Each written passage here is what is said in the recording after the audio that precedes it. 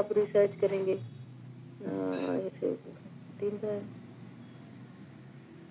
देखिए, जिस स्टडी में मॉडल नहीं था ना, मैंने इसको स्किप कर दिया। ठीक है,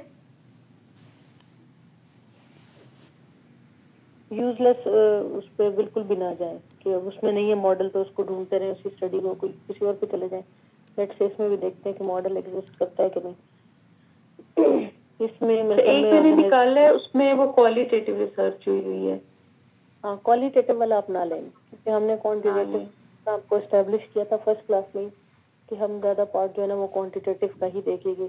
अब देखिए, जैसे ये आ गया ना एक मॉडल, इसमें देखें एक जेपी है, जॉब परफॉर्मेंस सेल्फ बिहेवियर है, ओसीबी भी बिहेवियर है। ठीक है, बिल्कुल ठीक है। और थर्ड इसने लिया हुआ है इंटेंशन, लेकिन इंटेंशन जो है ना, हमने कहा कि वो डीवी नहीं होगा कभी भी। अब ये देखते हैं कि ये किसी ऐसे ही देखिए किसी खास जर्नल का भी नहीं है। तो एक चीज आपने कही थी रेफरेंस लिखना है, रेफरेंस में क्या मतलब, मुझे थोड़ा उसमें था कि अच्छा, वो भी ये बता देखिए दें कि वो जी जी, ये वाला जो आर्टिकल आपको नजर आ रहा है ना, proceed organisational diversity and employ behaviour, अभी हमने यही खोला था। जी तो इसका रेफरेंस बस सिंपली आप यहाँ से साइट वाला ऑप्शन क्लिक करोगे, एपीए पे जाओगे एंड ये this is the reference, you just copy paste it. Okay, इसके अलावा अगर हम देखें कि organisational employ behaviour change change का लिखते हैं तो चेंज रिलेटेड बिहेवियर आ जाएंगे। चेंज सपोर्टिव एम्प्लॉय बिहेवियर, ये देखिए कितना अच्छा एक वेरिएबल है। और चेंज सपोर्टिव हो गया। इसके अलावा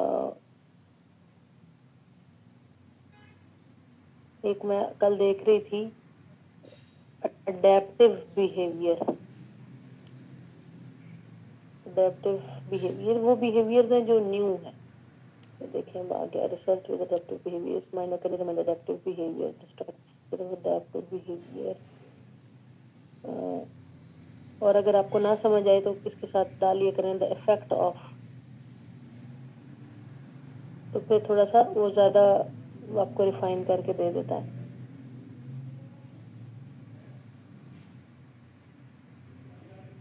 इसी तरह चेंज एडेप्टेशन बिहेवियर है, तो आप 5 बिहेवियर जो है ना वो निकालें।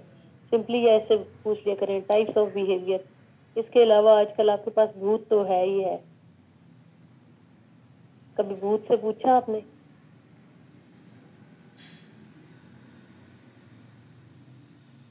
हाँ जी, उसमें भी वो काफी सजेशंस तो आ जाती हैं चीजों की।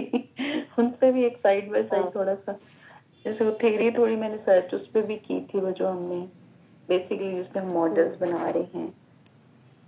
थ्योरी ऑफ प्लान्ड बिहेवियर, हाँ थ्योरी ऑफ प्लान्ड बिहेवियर, हाँ, तो उसको भी देख सकते हैं आप। लेकिन वो जो चीज देगा वो फिर एक दफा जो ऐसे कहे रेफरेंस दो, फिर वो आपको ऊट पटांग रेफरेंस देगा। फिर आपने उसको कहना है कि नहीं मुझे ना जर्नल आर्टिकल का रेफरेंस दो। फिर वो आपको आर्टिकल का रेफरेंस देगा। फिर आपने उसको कहना है कि नहीं मुझे ना इसका लिंक दो, मैं ताकि इसको वहां से लेके आऊं। फिर वो कहेगा कि मुझसे गलती हो गई। बेटा एक मिनट जरा, जब तक मेरे बेटे की चॉकलेट चल रही है ना हम सेफ है।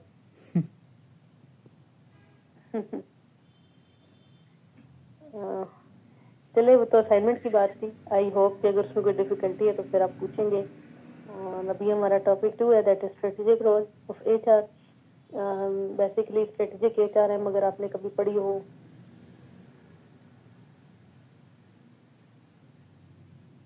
जी, स्ट्रेटेजिक एचआर पढ़ी है कभी आपने?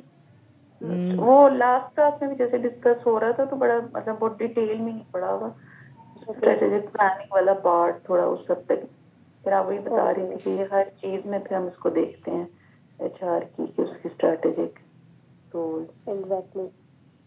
अच्छा, जिस तरह मैंने आपके साथ एस्टेब्लिश किया था एक यहाँ पे historical perspective of HR,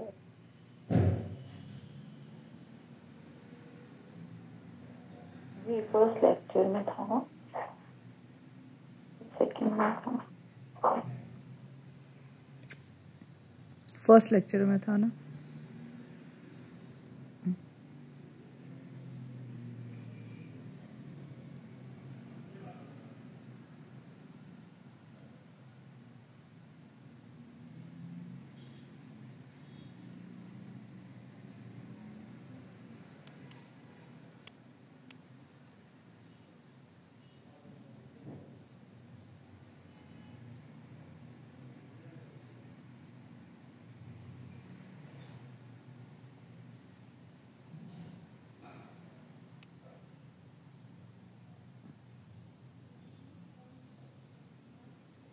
hello Sobia.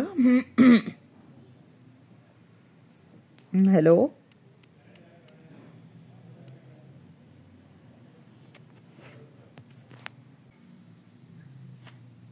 जी मुझे था कि अभी आप लोग पूछेंगे, मैंने बिल्कुल से पहले ही टेक्स्ट किया लेकिन वो मेरा उड़ेल। तो ये वाला जो कॉन्टेक्स्ट है ना, लास्ट वाला 1990 से ऑनवर्ड्स, यहाँ से स्ट्रेटेजिक एचआर का जो है वो ओवरव्यू स्टार्ट होता है।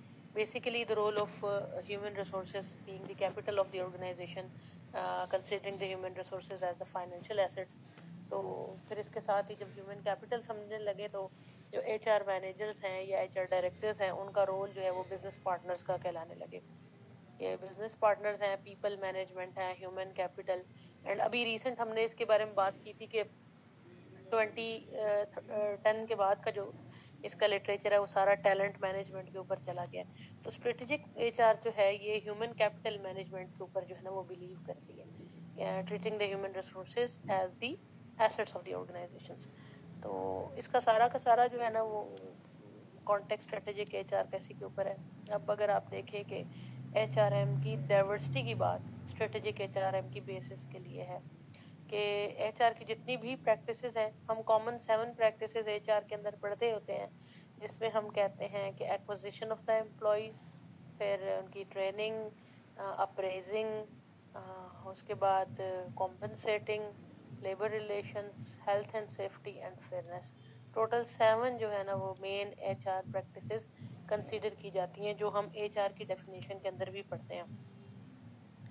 तो ये जो hard and soft form of HR है, ये बेसिकली 2 डिस्टिंक्ट कॉन्सेप्ट्स हैं इन एचआर, जिसमें से जो सॉफ्ट एचआरएम का पोर्शन है, ये सारा जितने भी हमारे एब्स्ट्रैक्ट वर्ड्स है ना एचआर के अंदर, engagement, safety, satisfaction, behaviour, attitudes, emotions, everything's revolve around the soft form of HRM, जिसके अंदर ओबी के सारे कॉन्सेप्ट्स भी आते हैं, इंडस्ट्रियल साइकोलॉजी के कॉन्सेप्ट्स आएंगे।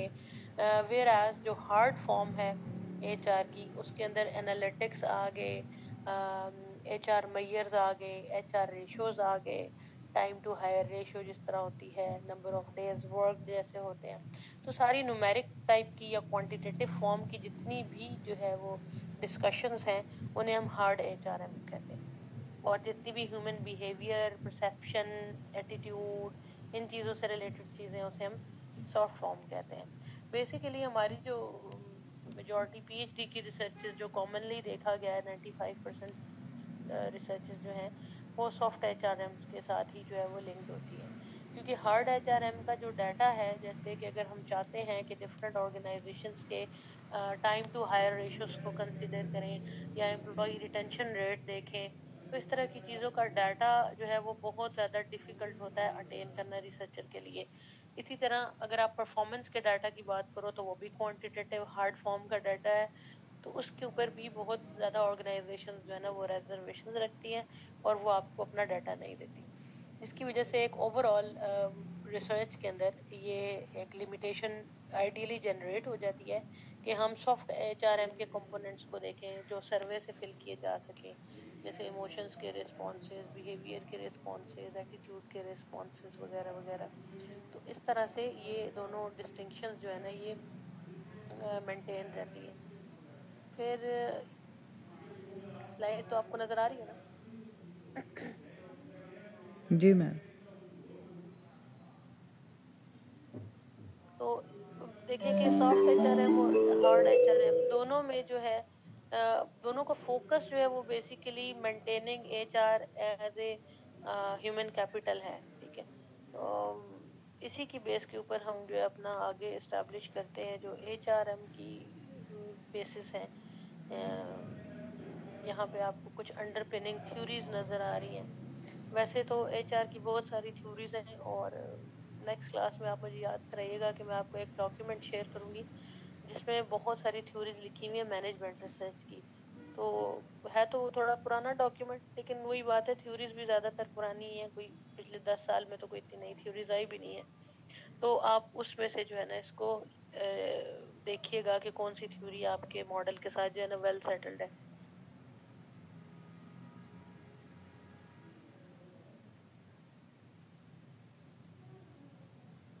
अच्छा, ये आपको जो थ्योरीज यहाँ पे कॉमनली नजर आ रही हैं,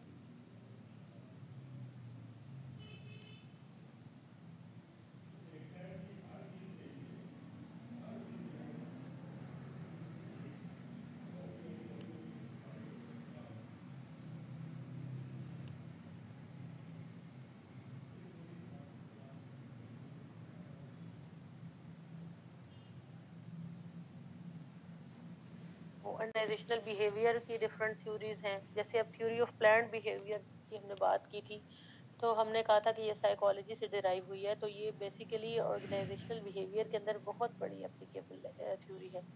इसी तरह मोटिवेशन की थ्योरीज हैं। एबिलिटी, मोटिवेशन एंड अपॉर्चुनिटी का कॉम्बिनेशन एक थ्योरी है। Resource dependence, resource based view, फिर इसके अलावा institutional, transactional cost, human capital, agency, contingency. अब ये सारी जो है थ्योरीज बेसिकली अंडरपिनिंग है, यानी स्टार्टिंग में आप फिलोसॉफिकली देखें तो एचआर की थ्योरीज इनके ऊपर बेस करती हैं।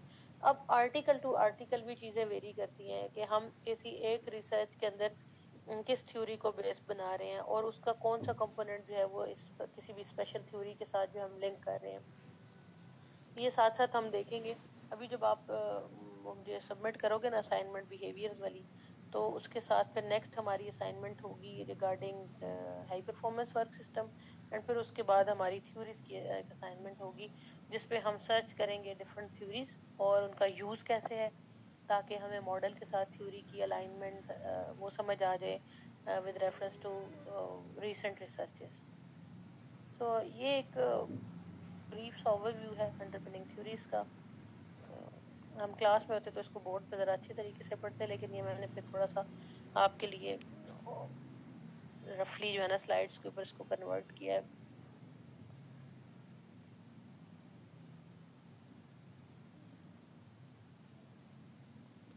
that is based upon the concept that the human resources are your capital, right? इस बिलीफ के ऊपर पूरा का पूरा लिटरेचर बिलीफ है। और जब ये स्ट्रेटेजिक एचआर का कंसेप्ट स्टार्ट हुआ तो फिर इसके साथ जो है आपको नजर आ रहा है कि एक ओवरऑल रिजर्वेशंस भी थी। कुछ स्कॉलर्स ने, फिलोसफर्स ने इस चीज़ के बारे में बात की कि आप स्ट्रेटेजिक एचआर को कैपिटल मैनेजमेंट की बात तो कर रहे हैं, बट स्टिल जो है ना ऐसा नहीं है कि एचआर जो है वो हर चीज़ आपको दे देगा। तो बहुत ज़्यादा आप प्रोमिसेस कर रहे हैं, जो यहाँ पे भी स्लाइड में भी आपको नजर आ रहा होगा। HR promises more than it delivers and it's morality suspect.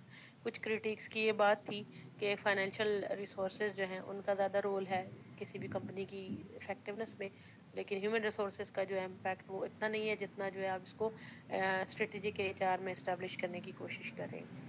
But still एक ओवर पावरिंग जो है, जिसे हम कहते हैं स्कूल ऑफ थॉट जो है वो एग्जिस्ट करता है, जिसने स्ट्रेटेजिक एचआर को जो है वो अडॉप्ट भी किया, और फिर बाद में आने वाली जितनी स्टडीज़ हैं वो इसी मेन फिलॉसफी के ऊपर फेस करती हैं। अगर हमारी जो लास्ट टाइम हमने जो एचआर की फिलॉसफी देखी थी, जिसमें हमने सबसे पहले ये चीज़ कही थी कि human beings can change and they can do their best if we give them chance, और वगैरह वगैरह। तो जो फिलॉसफी उस चीज़ की है वही स्ट्रेटेजिक एचआर के अंदर भी है।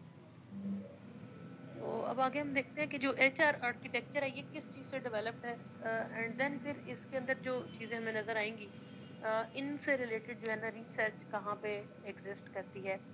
तो अगर आप देखें कि पूरा एचआर का जो आर्किटेक्चर है ना, अगर सिंपली हम बात करें ऑर्गेनाइजेशनल स्ट्रक्चर की, तो वो पूरे आर्किटेक्चर के अंदर जो है एक कंपोनेंट समझा जाता है। अब पूरा का पूरा बिजनेस मॉडल जब आपने रन करना होता है, तो you must have people, you must have structure, you must have a procedure or process, and there must be a system to connect that process across the system with the people. So ये जो चार aspects है ना organisation के, human resources, systems, processes and structure, ये चारों मिलकर organisational architecture बनाते हैं। मियरली कुछ लोग ऑर्गेनाइजेशन स्ट्रक्चर को ही आर्किटेक्चर भी कहते हैं, समझते हैं, लेकिन ऐसा नहीं है। ऑर्गेनाइजेशनल स्ट्रक्चर के साथ साथ कमांड रिलेशनशिप्स का होना, बिजनेस मॉडल के साथ प्रोसेसेस का होना, और ह्यूमन रिसोर्सेज की एलोकेशन अक्रॉस द स्ट्रक्चर, इस सारे सिस्टम को आर्किटेक्चर कहते हैं। एचआर आर्किटेक्चर कैसे काम करता है, इसके रेलेवेंट आगे पिक्चर भी मैंने ऐड की थी कि ये is it visible to you? जी ma'am. Yes ma'am, yes ma'am. जी मैम। अच्छा, ये हमने जैसे एम्प्लॉय बिहेवियर मॉडल पढ़ा है एक डिटेल्ड, जिसमें हमने कहा कि एम्प्लॉयज के बिहेवियर का क्या सिलसिला है, उसी तरह एचआर सिस्टम अब अगर आपको नजर आए तो ये एक बड़ी देखने में तो लगता है कि बड़ी मुश्किल सी एक डायग्राम है जिसको शायद हमने याद रखना है फॉर डिफरेंट पर्पसेस, लेकिन अगर आप यहाँ पे देखें तो ये ही बेसिकली गाइडिंग प्रिंसिपल है towards your development of theories, development of literature and conducting research. जिसमें फर्स्ट हैंड पे देखें फिलॉसफी है, तो फिलॉसफी गाइड करेगी आपका पूरा प्रोसीजर। हमने इस पे थ्योरी एक्स और वाई को भी एक्सप्लेन किया था इस चीज़ को इस्टेब्लिश करने के लिए कि ह्यूमन रिसोर्सेज का जो लिटरेचर है वो बिलीव किस चीज़ पे करता है। तो जब हमने ये इस्टेब्लिश कर लिया कि human resources can change, they can be the capital of the organisation, और फिर इसी की बेस के ऊपर जब हमने अपनी प्रैक्टिसेस बनानी है तब वो इस फिलॉसफी के ऊपर बेस करेगी। पॉलिसी, स्ट्रेटजी और प्रैक्टिस ये बेसिकली इन्हीं फिलॉसफीज पे बेस करती है। आप में से कोई बताएगा स्ट्रेटजी और पॉलिसी में डिफरेंस?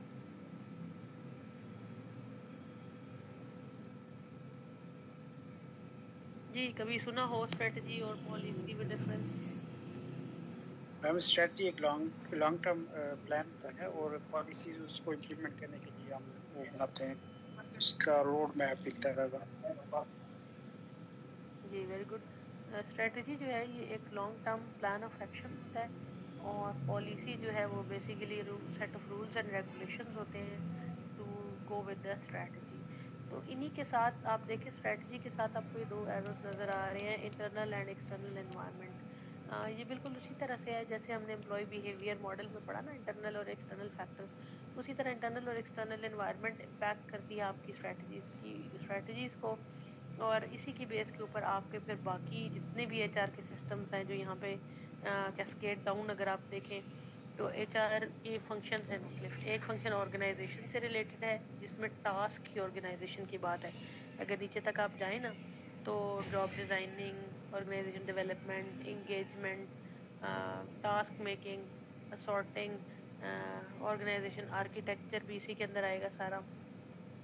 फिर पीपल से रिलेटेड जो चीज़ें हैं, पीपल रिसोर्सिंग यानी recruitment, selection, planning, talent management, ये सारी चीज़ें जो है ना ये पीपल वाले सेक्शन में आएंगी। इसी तरह एचआर की जो लर्निंग एंड डेवलपमेंट स्ट्रेटजी है, बहुत सारी रिसर्च जो है ना ऑर्गेनाइजेशन लर्निंग के ऊपर है। एक जर्नल भी है द लर्निंग ऑर्गेनाइजेशन के नाम से, अपने पास नोट कर लें। इसके अगर रिसेंट आर्टिकल देखें तो आपको बहुत मज़े के वहाँ पे रिसर्च मॉडल मिलेंगे। अपनी रिसर्च के लिए गैप निकालने के लिए भी बड़ा अच्छा आपके लिए ये रहेगा लर्निंग ऑर्गेनाइजेशन वाला जर्नल। उसका नाम है द लर्निंग ऑर्गेनाइजेशन। फिर देखिए रिवॉर्ड मैनेजमेंट की जो डोमेन है उसके अंदर जॉब इवेल्युएशन, स्ट्रेटेजिक पे का कॉन्सेप्ट, पे फॉर परफॉर्मेंस का कंसेप्ट, कंटिजेंट पे, ये सारी चीज़ें फिर उसी फिलॉसफी से ले ली आएगी। अगर तो आपने इनको टैलेंट समझा है तो पॉलिसी एंड प्रैक्टिस भी टैलेंट वाली होगी, और यहाँ पे आपकी जो प्रैक्टिसेस है वो भी टैलेंट वाली हो जाएंगी। Then if you talk about employ relations की चीज़ें देखिए, communication, industrial relations, employ voice, employ strikes, health and safety के concerns. So all things would go around with this philosophy of treating the humans as humans, not as machines. तो इसी के ऊपर सारा literature base करता है। इसके अलावा आप ये देखते होंगे कि जो knowledge management, performance management, HR services, employ wellbeing, ये चीज़ें एडिशनल हैं जो इसके अलावा चल रही हैं। इसी तरह ह्यूमन रिसोर्स इंफॉर्मेशन सिस्टम है, वो इसके साथ एक अलग से नई डोमेन स्टार्ट होगी है, और इसके अलावा ह्यूमन रिसोर्स मैनेजमेंट सिस्टम की डोमेन स्टार्ट होगी है, फिर एचआर एनालिटिक्स की डोमेन स्टार्ट होगी है। तो ये सारी चीज़ें अगेन जो है ना गाइडेड हैं फ्रॉम फिलॉसफी। अभी रिसेंटली ये जो आपका फिलॉसफीज का कोर्स है, आई गेस कि 1-2 क्लासेस तो उसकी हो गई होंगी जी। 2 क्लासेस ले चुके हो आप लोग फिलॉसफी वाले कोर्स की? एक हुई है मैम, अभी पे सेकंड नहीं हुई थी। ओके, सो फिलॉसफी वाले में एक मॉड्यूल, मतलब सारे क्योंकि पीएचडीज आपको पढ़ा रहे होंगे, तो मेरे पास जो मॉड्यूल है ना वो रिलेटेड टू डिजिटल एचआर है। और टेक्नोलॉजी, बेसिकली वो फिलॉसफी ऑफ टेक्नोलॉजी का टॉपिक होगा। उस पे ही हम ज़्यादातर तो हम फिलॉसफी ऑफ टेक्नोलॉजी का पढ़ेंगे, लेकिन उसमें भी साथ में आपको HR से इसको लिंक करके बता दूँगी, और मैं यूज़ भी टीचर इन दैट डोमेन। तो फिर मैं उसमें आपको HR की जो डिजिटल फिलॉसफी है इसके ऊपर भी हम बात करेंगे। जो रिसेंट ट्रेंड है carrying the HR with the AI adoption, hybrid team का कॉन्सेप्ट आजकल बहुत कॉमन हो गया है, और ये सारी चीज़ें जो है ये किस फिलोसॉफिकल बैकग्राउंड के ऊपर है। तो उसके लिए हम टेक्नोलॉजी की फिलोसफी पढ़ेंगे, एंड देन फिर ये जो हमारी प्रैक्टिसेस है ना सारी, ये सारी भी टेक्नोलॉजी ओरिएंटेड होंगे। तो फिलोसफी गाइड करेगी प्रैक्टिस को। ये तो एक वो चीज़ है ना जिसके बगैर आप किसी भी कंपोनेंट की रिसर्च अगर आप करते हो, इनमें से किसी भी डोमेन की, ये सारी डोमेन्स हैं, लर्निंग की डोमेन है, प्लानिंग की डोमेन है, ऑर्गेनाइजेशन डेवलपमेंट की, बिहेवियर्स की डोमेन है, नॉलेज मैनेजमेंट की डोमेन है। अच्छा, नॉलेज मैनेजमेंट से रिलेटेड भी बहुत सारे वेरिएबल्स यूज़ होते हैं। एक बिहेवियर है नॉलेज शेयरिंग बिहेवियर, तो ये भी ज़रूर देखिएगा। साथ में वेरिएबल के नाम इसलिए बताती हूँ ताकि जो रिसेंट स्टडीज़ है ना उनसे आपको कुछ आइडियाज़ मिलते रहे अपना रिसर्च प्रपोजल बनाने के लिए।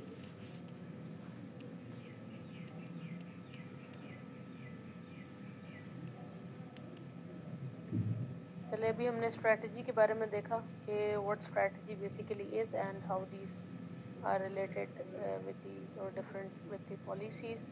सो स्ट्रैटेजी का हम एक लाइन में रख लेते हैं, इसको सेट कर लेते हैं अपने माइंड में, meaning that is the declaration of intent, कि हम चाहते क्या है इवेंचुअली, विजन मिशन क्या है हमारा बेसिकली, और उसी से ही हम एक या दो लाइन की जो है ना अपनी स्ट्रैटेजी इस्टेब्लिश कर देते हैं कि ऑर्गेनाइजेशन का बेसिकली एम क्या है, वो करना क्या चाह रही है। तो कॉमनली जो है स्ट्रैटेजीज की जो फॉर्म हम मार्केटिंग में पढ़ते हैं, ग्रोथ स्ट्रैटेजी है, कॉस्ट कटिंग स्ट्रैटेजी है, इसी तरह इंटीग्रेशन स्ट्रैटेजी है। तो मुख्तलिफ स्ट्रैटेजीज के नाम हम पढ़ते रहते हैं। अभी आजकल जो है डिजिटल स्ट्रैटेजी, इसके रिलेटेड एक ऑनलाइन कोर्स भी है, आप ज़रूर पढ़ें, कोर्सेरा पे भी शायद अवेलेबल है, डिजिटल स्ट्रैटेजी के बारे में, कि आजकल जो है वो सारी चीज़ें डिजिटलाइज्ड है, तो उसके लिए ऑर्गेनाइजेशंस अपना क्या मतलब डेक्लेरेशन ऑफ इंटेंट है अगले 5 साल या 10 साल तक, वो टेक्नोलॉजी को किस हद तक अडॉप्ट किए हुए होंगे, किन चीज़ों को उन्होंने रिप्लेस कर लिया होगा विद टेक्नोलॉजी, और किन चीज़ों को वो जो है ना रिकन्सिडर करेंगे in the light of technology. जैसे अभी आप बात करते हैं ना data driven decision making and this and that is basically the component of strategy.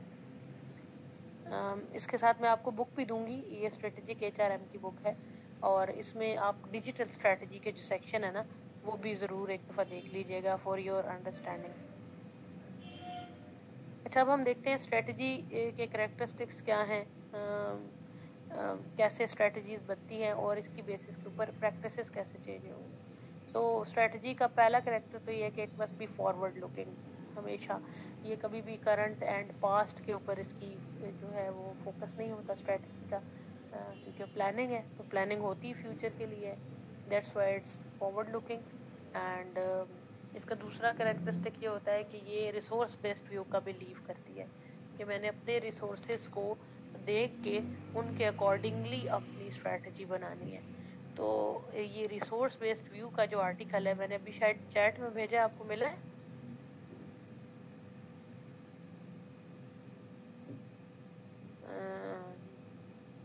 Ji students, आपको चैट में मिला है आर्टिकल मैंने आपको भेजा?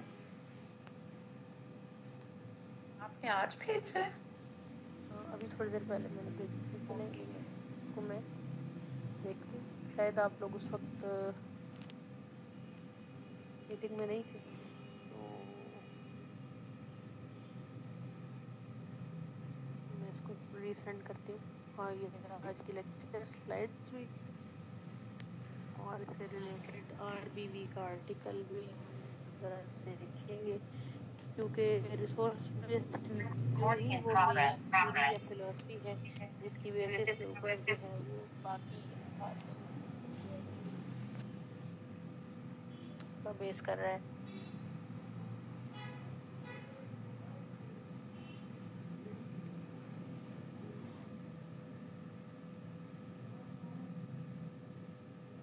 ओके। फिर स्ट्रेटजी का और कैरेक्टर ये है कि स्ट्रेटजी गेम रेसिपी जिसे हम कहते हैं। स्ट्रेटेजिक रेसिपी के अंदर 4 इंग्रेडिएंट्स होते हैं: विजन, मिशन, स्ट्रेटजी, ऑब्जेक्टिव्स। 4 चीजें: विजन, मिशन, स्ट्रेटजी, ऑब्जेक्टिव्स। इसे हम कहते हैं कि किसी भी ऑर्गेनाइजेशन की जो है ना ये स्ट्रेटेजिक इंग्रेडिएंट्स हैं या रेसिपी टू दी सक्सेस हैं। तो इसी अचीवमेंट की तरफ के हम अपने विजन के साथ मिशन को फिट करते हैं, और फिर मिशन के साथ हम अपने ऑब्जेक्टिव्स को फिट करते हैं, एंड देन ऑब्जेक्टिव्स के साथ वी फिट ओवर स्ट्रेटजीज। तो ये चारों चीजें जब हम आपस में फिक्स करते हैं तो that is known as strategic fit. तो जब भी ये वर्ड आए स्ट्रेटेजिक फिट का, ये अक्सर एचआर की रिसर्चेस अपनी चीज़ों को जस्टिफाई करने के लिए वहाँ पे ज़रूर लिखती हैं कि जैसे why human behaviours are important in organisational behaviour, because human behaviour जो है ना वो आपको हेल्प करते हैं आपका स्ट्रेटेजिक फिट अचीव करने के लिए। तो आर्ग्यूमेंटेशन में ये जो फिलॉसफी है ना इसका बहुत रोल आएगा आपको आगे जब आप रिसर्च करोगे ना, तो आपको ये चीज़ें उस वक्त रिकॉल्ड होंगी कि जो ये बेसिक फिलोसॉफिकल स्टैंसेस हैं इस कोर्स के, वो बेस बनाते हैं आपकी आर्ग्यूमेंटेशन के। अच्छा, आगे हम देखते हैं कि एक कंप्लीट बिजनेस स्ट्रेटजी क्या है। उसमें सबसे पहली चीज़ तो ये है कि उसके कंपोनेंट्स क्या हैं, यानी उसकी सर्विसेज या प्रोडक्ट्स क्या हैं, बिजनेस क्या है उसका, एंड देन वो कहाँ ऑपरेट करेगी, उसकी प्रोडक्ट सर्विसेज क्या होंगी, मार्केट कौन सी होगी, how it will win. This third component is so important because इसी की बेस के ऊपर आपका कॉम्पिटिटिव एडवांटेज डेवलप होता है कि आप with reference to your competitors आप कहाँ स्टैंड करते हैं। हमारा क्योंकि एचआर के अंदर ज़्यादा जो इम्पोर्टेंट कॉन्सेप्ट है ना वो यही है कि हम इन दी लाइट ऑफ स्ट्रेटेजिक एचआर हैं, वो इससे कि हमारे जितने भी ह्यूमन रिसोर्सेज हैं वो इस तरह से कैपिटल के तौर पे ट्रीट किए जाएं ताकि वो एक सोर्स ऑफ कॉम्पिटिटिव एडवांटेज जो है वो प्रूव हो। इसमें जिस तरह एग्जांपल देखो, आप हॉस्पिटल्स की एग्जांपल ले लो फॉर एग्जांपल, कि वहाँ पे आपके पास इतने अच्छे स्किल्ड डॉक्टर सर्जन होते हैं with reference to another hospital, उस हॉस्पिटल के जो है वो कस्टमर्स की रेंज डिफरेंट होती है, मार्केट शेयर डिफरेंट होता है। If we talk about the private sector hospitals जो कि एज ए कंपनीज रजिस्टर्ड है। इसी तरह what it moves will be how it will change and grow, ये कंसेप्ट स्ट्रेटजी के अंदर होना चाहिए। अभी जो हम डिजिटल स्ट्रेटजी की बात कर रहे थे कि with time how things would change, इसका भी कॉन्सेप्ट आपकी स्ट्रेटजी के अंदर होना चाहिए। स्ट्रेटजी के अंदर इतनी फ्लेक्सिबिलिटी होनी चाहिए कि वो ये बताए कि आप फ्यूचर में को कैसे एडजस्ट करेंगे, चेंजेस को कैसे कोप अप करेंगे, कोई रिस्क आएगा तो उसको कैसे मिटिगेट करेंगे, कोई डिमांड्स मार्केट के अंदर इनिशिएट होंगी तो उनको कैसे करेंगे। तो ओवरऑल स्ट्रेटजी का जो कंटेंट है उसके अंदर ये भी ज़रूरी है। And fifth one is how it would be profitable, कौन सा बिजनेस मॉडल फॉलो करके हम प्रॉफिटेबल हो सकते हैं। ये 5 कंपोनेंट्स अगर हम किसी भी बिजनेस को लेके देखें और कहें कि इसकी हम स्ट्रेटजी देख रहे हैं, तो ये 5 कंपोनेंट्स इनका होना उस बिजनेस की स्ट्रेटजी के अंदर जो है वो ज़रूरी है कि बिजनेस है क्या, और प्रोडक्ट्स एंड सर्विसेज को के साथ वो कैसे ऑपरेट करेगा, कंपटीशन को कैसे विन करेगा, फॉरवर्ड मूवमेंट उसकी क्या होगी, and last one is profits कैसे जनरेट होंगे। ये 5 कंपोनेंट्स आप कह सकते हैं या कंटेंट्स हैं स्ट्रेटजी के, जिसकी बेसिस के ऊपर कोई भी स्ट्रेटजी इफेक्टिव या नॉन इफेक्टिव जो है ना वो प्रूव होगी। लेट्स से कि आप इसमें से एक कंटेंट को भी हटा दें, जैसे कि how it will win, competitive advantage का कॉन्सेप्ट ही ना हो स्ट्रेटजी के अंदर, तो आपने खुद से ही एक ओवरऑल प्लानिंग की हुई है, एंड जैसे ही आपको मार्केट के अंदर कंपटीशन का सामना हुआ आप एकदम फेल हो गए। इसलिए ये 5 फैक्टर्स जो है ना वो बहुत ही इंपॉर्टेंट है स्ट्रेटजी के इम्प्लीमेंट के। तो यहाँ पे अभी तक हमने एचआर आर्किटेक्चर देखा, एचआर सिस्टम देखा, उसके साथ हमने स्ट्रेटजी की डेफिनेशन और थोड़ा सा फिलोसॉफिकल बैकग्राउंड देखा। तो रिसर्चर जो है वो विदाउट किसी फिलोसॉफिकल बैकग्राउंड के अपनी बात नहीं कर सकता, क्योंकि उसके अगेंस्ट आप जो है ना आपने ये प्रूव करना होता है कि आप किस स्कूल ऑफ थॉट के ना फॉलोअर हैं। तो हम अब जो है स्ट्रेटेजिक एचआर के फॉलोअर बन रहे हैं इसमें, और हम कह रहे हैं कि हमारा बिलीफ ये है कि